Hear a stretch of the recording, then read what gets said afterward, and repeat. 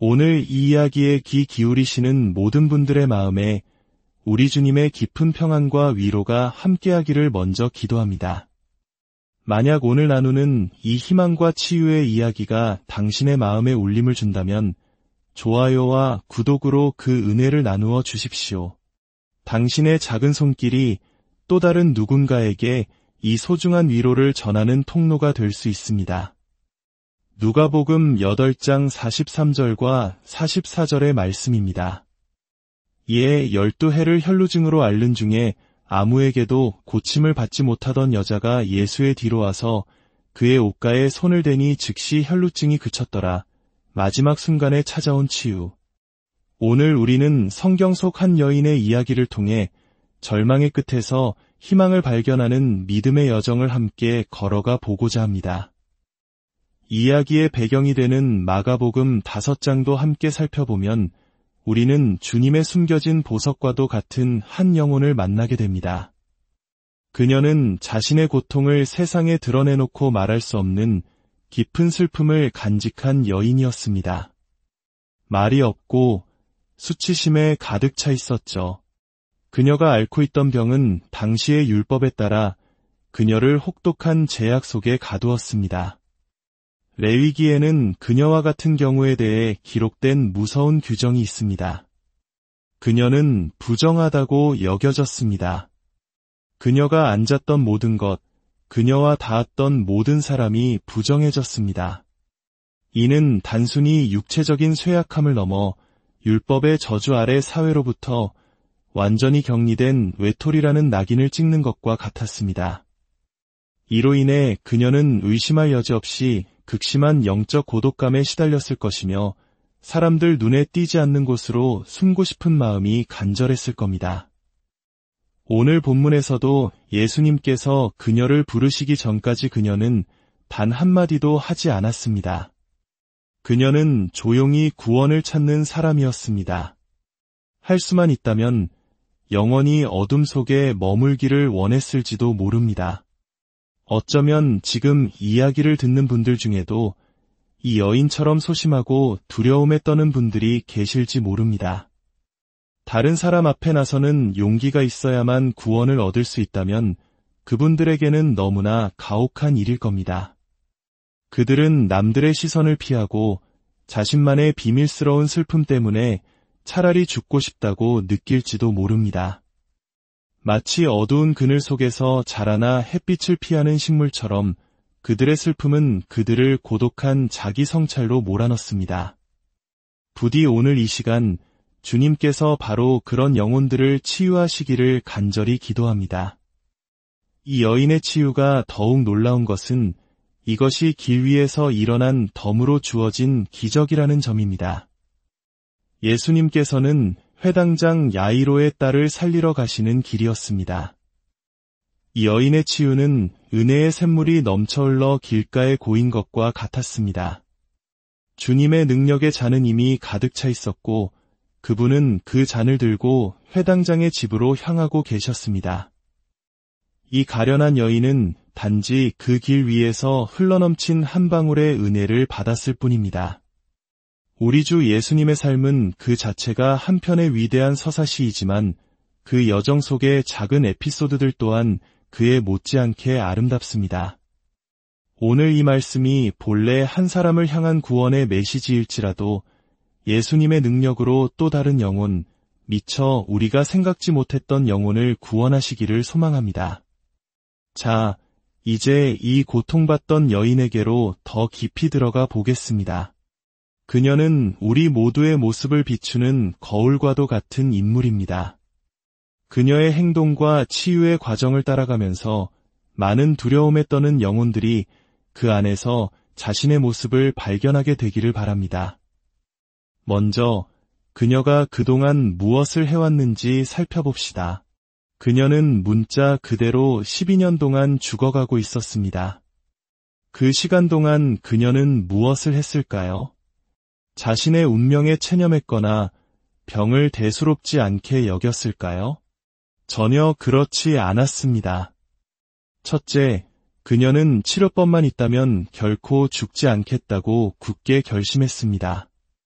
그녀는 분명 강한 의지와 희망을 가진 여인이었습니다. 그녀는 자신의 병이 생명을 갉아먹고 결국 무덤으로 이끌 것이라는 사실을 알았습니다. 하지만 마음속으로 다짐했습니다. 나는 싸워볼 것이다. 이 재앙을 없앨 방법이 있다면 반드시 없애고 말겠다. 어떤 고통과 대가를 치르더라도 만약 구원받지 못한 영혼들이 스스로에게 이렇게 말할 수 있다면 얼마나 큰 축복일까요? 나는 길 잃은 영혼이다. 하지만 단 한 명의 길 잃은 영혼이라도 구원받을 수 있다면 바로 내가 구원받을 것이다. 나는 죄인이지만 죄를 씻을 수 있다면 나의 죄도 씻길 것이다. 내 마음은 돌처럼 굳었지만 돌 같은 마음이 살처럼 부드러워질 수 있다면 나는 그 은혜를 간절히 원하며 그 일이 이루어질 때까지 결코 쉬지 않으리라. 하지만 안타깝게도 많은 이들이 그렇지 못합니다. 자신의 영원한 영혼에 대한 무관심이 만연해 있습니다. 많은 이들이 끔찍한 영적 질병을 앓고 있으면서도 치료받으려는 결심조차 하지 않습니다. 죄와 죽음, 천국과 지옥을 가볍게 여깁니다. 어떤 이들은 절망이라는 차가운 힘에 붙들려 있습니다. 그들은 자신에게는 희망이 없다는 결론에 도달했습니다.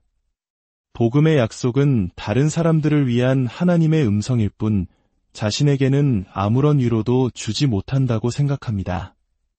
마치 자신들의 사망 선고가 이미 내려진 것처럼 행동합니다. 이는 그들을 희망을 포기하게 만드는 파괴적인 망상입니다. 사랑하는 여러분, 하나님의 자비에 대한 절망은 결코 합리적이지 않습니다. 성경 어디에도 절망을 정당화하는 구절은 없습니다. 모든 종류의 죄와 비방은 용서받을 수 있다고 성경은 약속합니다. 위대한 치유자이신 예수님께서는 인간 본성의 어떤 질병에도 결코 좌절하지 않으십니다. 그분은 군대 귀신을 쫓아내고 죽은 자를 살리실 수 있습니다. 혹 절망에 빠진 분이 계시다면 부디 이 여인처럼 당신의 영혼을 위한 치유가 있다면 반드시 그것을 얻겠다고 결심하시기를 바랍니다. 하나님께서 그분의 선한 영으로 당신을 이 결심으로 이끄신다면 당신은 이미 하나님 나라에 가까이 다가선 것입니다.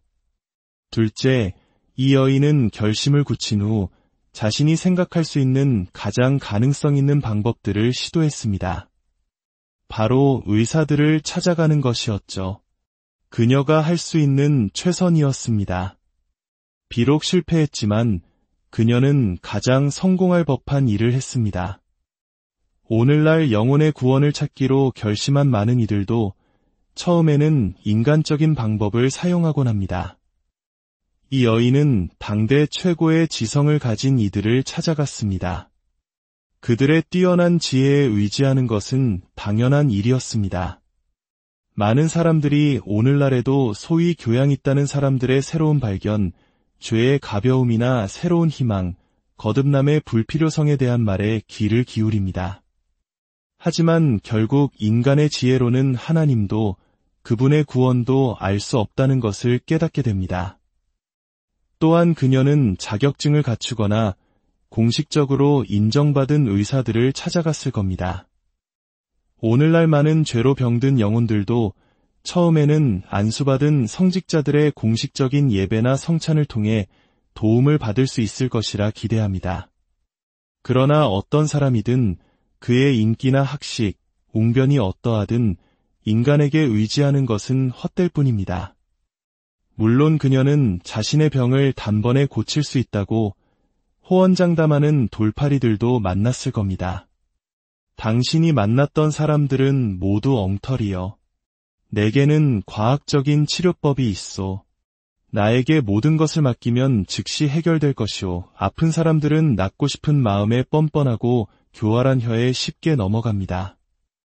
그러나 죄로 병든 영혼을 돕겠다는 모든 약속이 다 진실한 것은 아닙니다.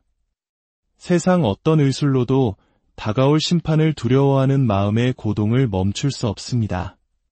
어떤 성직자나 예언자, 철학자의 손도 죄의 문둥병을 깨끗하게 할 수 없습니다. 오직 하나님의 손길만이 필요합니다. 셋째, 그녀는 가장 가능성 있는 방법들을 시도하며 끈기 있게 인내했습니다. 수많은, 심지어 정반대의 치료법들을 시도했을 겁니다. 어떤 의사는 따뜻한 온천욕을 권했고 다른 의사는 차가운 강물에 몸을 담그라고 했을 겁니다. 그녀는 헛된 시도들을 거듭하며 좌절했습니다. 당시의 의술은 지금과는 비교할 수 없을 정도로 조잡하고 위험했습니다. 어떤 처방들은 메스껍고 우스꽝스럽기까지 했습니다. 12년 동안 그녀가 견뎌낸 것은 질병 그 자체가 아니라 어쩌면 의사들의 엉터리 치료법이었을지도 모릅니다. 영적으로도 마찬가지입니다. 죄의 짐을 진 채 얼마나 많은 사람들이 이것저것 시도하며 고통스러워합니까? 잘못된 방향으로 아무리 빨리 달려도 목적지에 도달할 수 없습니다. 우리 주 예수님을 제외한 모든 것은 헛될 뿐입니다. 형식적인 의식, 도덕적인 삶, 금욕적인 수행, 감정적인 흥분, 그 어떤 것도 피 흘리는 마음의 상처를 막을 수는 없습니다. 넷째, 그녀는 이 모든 과정에 자신의 전 재산을 쏟아부었습니다. 그것이 아마 고대 의술의 핵심이었을 겁니다. 환자의 상태가 어찌 되든 의사에게 돈을 지불하는 것이 가장 중요했습니다. 그녀의 생명뿐만 아니라 재산도 함께 사라져갔습니다. 그녀는 계속해서 돈을 지불했지만 아무런 효과도 얻지 못했습니다. 오히려 돈을 간직했을 때보다 더 큰 고통을 겪었을 뿐입니다. 마침내 그녀에게는 마지막 한 푼까지 남지 않게 되었습니다. 사람이 구원받기 위해서라면 무엇을 아끼겠습니까? 만약 금으로 용서를 살 수 있다면 누가 그것을 아끼겠습니까? 영혼의 건강, 거룩한 성품, 하나님과의 화해, 천국에 대한 확신, 이것들을 얻을 수만 있다면 온 세상을 준다 해도 아깝지 않을 것입니다. 자, 이제 우리는 이 여인이 처한 상황을 보았습니다. 그녀는 자신의 치명적인 병을 고치기 위해 자신의 노력과 재산을 아끼지 않으며 필사적으로 매달렸습니다. 그 결과는 어땠을까요? 성경은 그녀가 많은 의사에게 많은 괴로움을 받았다고 기록합니다.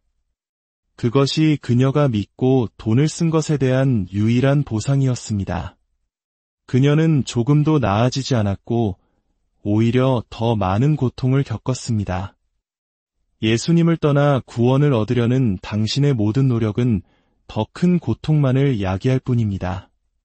기도를 통해 구원받으려 했지만 당신의 기도는 당신의 죄와 그에 따르는 형벌만을 떠올리게 하여 당신을 더욱 비참하게 만들었습니다. 의식에 참여했지만 그것은 하나님의 거룩하심과 당신 사이의 거리감만을 느끼게 하여 슬픔을 더했습니다. 선하게 살려고 노력했지만 그 노력 자체가 당신이 얼마나 선함에서 멀리 떨어져 있는지를 느끼게 했습니다. 당신은 조금도 나아지지 않았습니다. 희망에 부풀었지만 잔인하게 실망했습니다. 이번에는 됐다고 외쳤지만 잡으려는 순간 거품처럼 사라졌습니다. 한 가지 죄를 포기하면 다른 죄에 빠졌습니다. 정문을 지키고 있으면 도둑은 뒷문으로 들어왔습니다. 이제 당신은 한계에 부딪혔습니다. 당신에게는 힘도, 공로도, 능력도 없습니다. 이제 당신 자신 밖에서 힘과 공로를 가지시고 당신을 구원하실 수 있는 다른 분을 바라보아야 합니다. 하나님께서 이 시간이 끝나기 전에 당신이 그 영광스러운 분을 바라보게 하시기를 간절히 원합니다. 성경은 그녀가 조금도 나아지지 않고 오히려 더 악화되었다고 말합니다. 12년 동안의 치료 후에도 나아진 것이 없었습니다. 오히려 병세는 깊어졌습니다. 몸은 더욱 쇠약해지고 생명력은 희미해졌습니다. 이것이 깨달음 없이 열심만 내는 사람들의 모습이 아닙니까?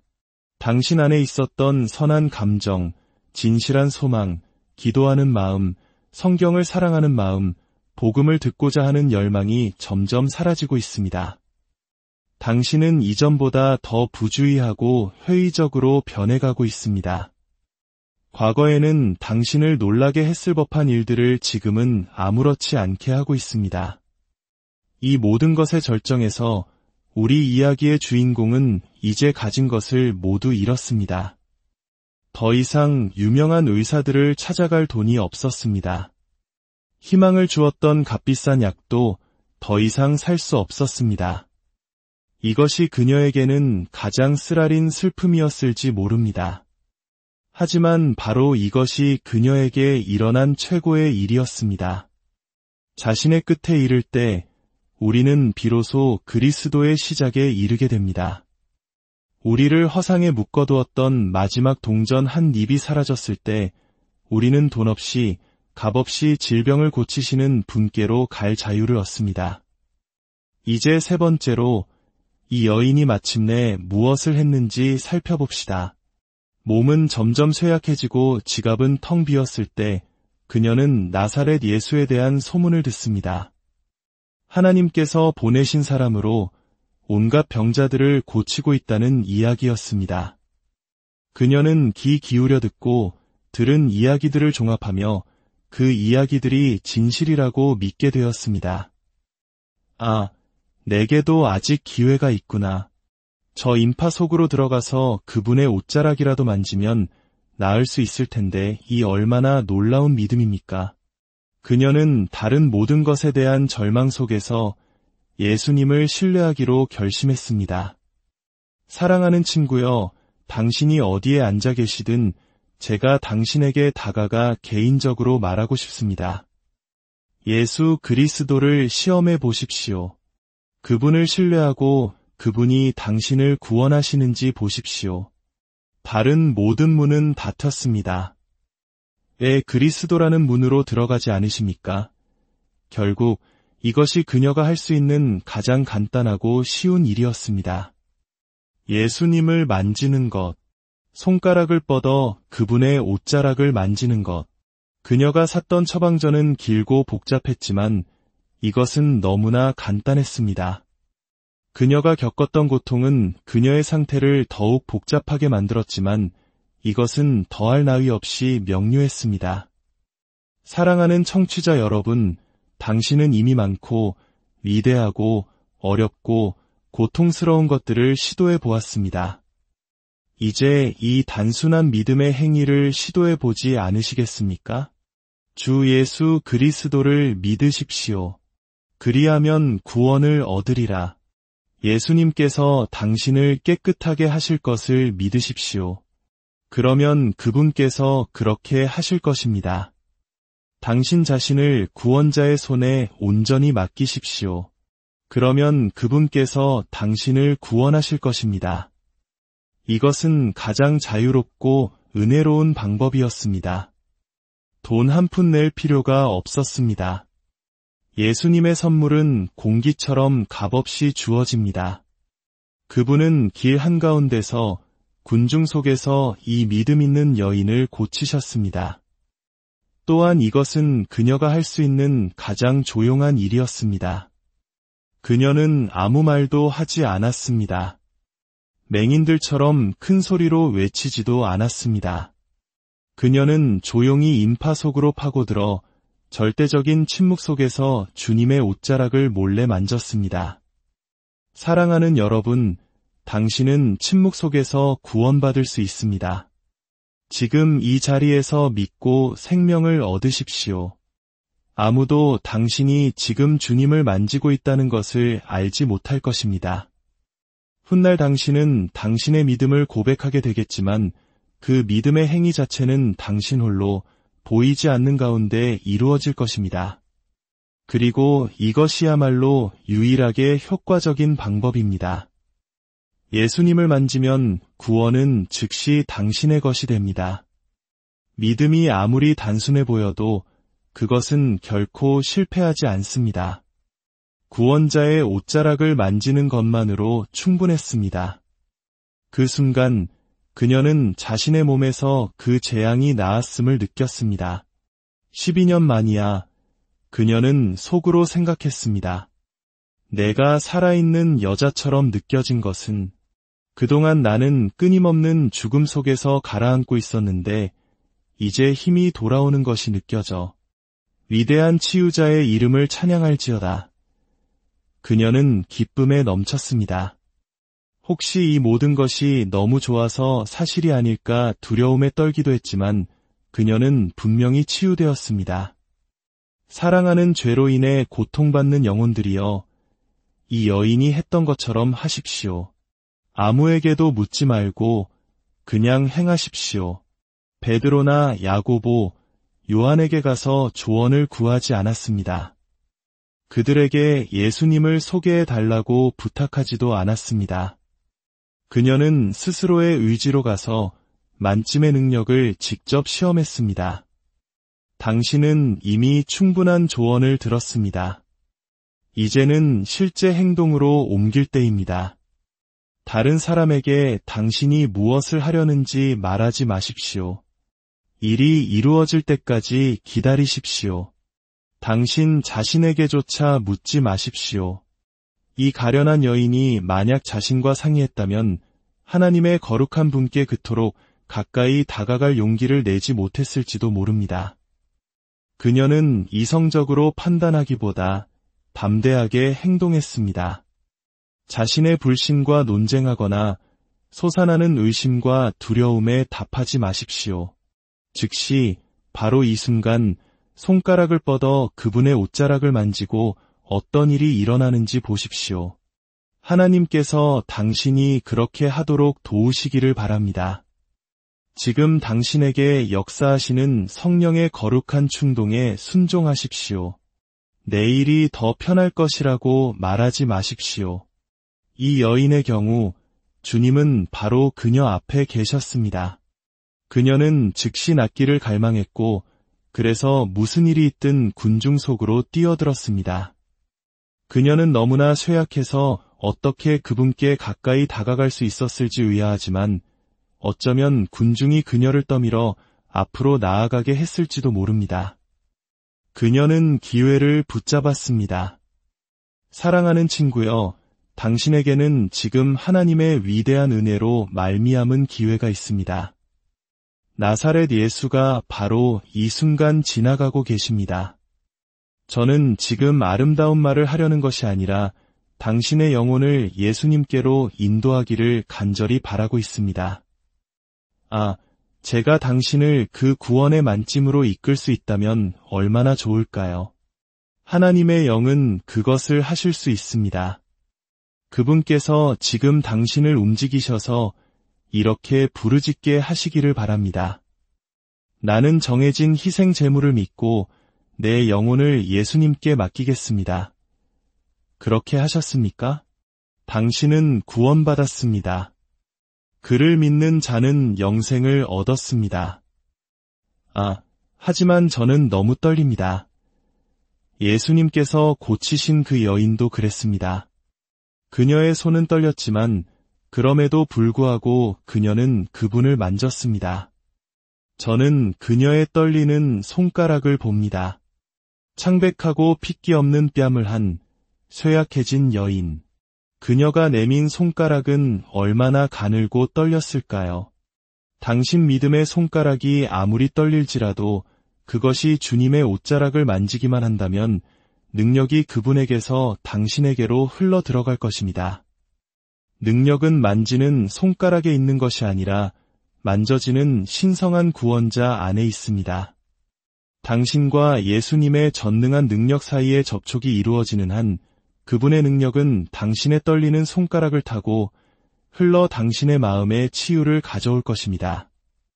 사랑하는 영혼이여, 당신의 손가락을 내미십시오. 믿음의 기도나 소망으로 주님을 만지기 전에는 이 자리를 떠나지 마십시오. 거룩하신 성령님, 이 자리에 있는 누구도 믿음의 소망이나 신뢰, 확신으로 자신과 예수님 사이의 접촉을 이루고 그 능력이 들어와 즉각적인 치유를 느끼기 전에는 떠나지 않게 하옵소서. 주님, 이 백성을 구원하소서. 그저 종교적인 오락 속에서 한 시간을 보내는 것이 전부가 아니기를 바랍니다. 만약 당신이 그리스도께로 인도되지 않는다면 저의 설교는 당신에게 저주가 될 것입니다. 은혜의 날을 외면하지 마십시오. 살아계신 하나님 앞에서 저는 당신에게 간청합니다. 살아계신 구속주를 신뢰하십시오. 당신 마음의 단순한 신뢰가 지금 당신 안에서 역사하는 죽음을 멈추게 할 것입니다. 주님, 예수님의 이름